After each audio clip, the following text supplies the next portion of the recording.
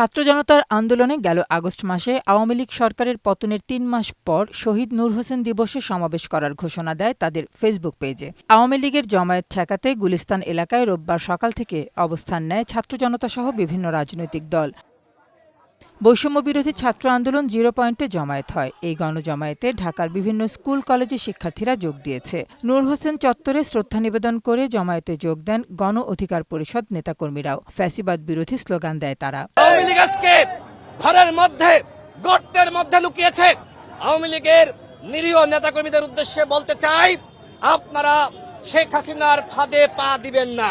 গণজমায়েতে অংশ নিয়ে ফ্যাসিবাদের ষড়যন্ত্র রুখে দেওয়ার আহ্বান জানান বৈষম্য বিরোধী ছাত্র আন্দোলনের কেন্দ্রীয় নেতারা। শুধু একটা মাত্র ম্যাচ খেলবো, সেটা হচ্ছে শুধু ছাত্রলীগের সাথে, শুধুমাত্র ফ্যাসিস্টদের সাথে, কিন্তু নিজেদের মধ্যে আমাদের সবসময় ঐক্যমত্য থাকবে। এদিকে বঙ্গবন্ধু এভিনিউয়ে আওয়ামী লীগ অফিসের সামনে সমাবেশ ও বিক্ষোভ করছে বিএনপি ও অঙ্গ সংগঠনের নেতাকর্মীরা। পাল্টাপাল্টি কর্মসূচিকে কেন্দ্র করে পুরো গুলিস্তান জুড়ে নেওয়া হয়েছে কয়েক স্তরের নিরাপত্তা ব্যবস্থা। পুলিশের পাশাপাশি রয়েছে বিজিবি ও সেনা সদস্যরাও। রোববার সকালে ওই এলাকা থেকে আওয়ামী লীগের কর্মী সন্দেহে ৬ জনকে আটক করে পুলিশ।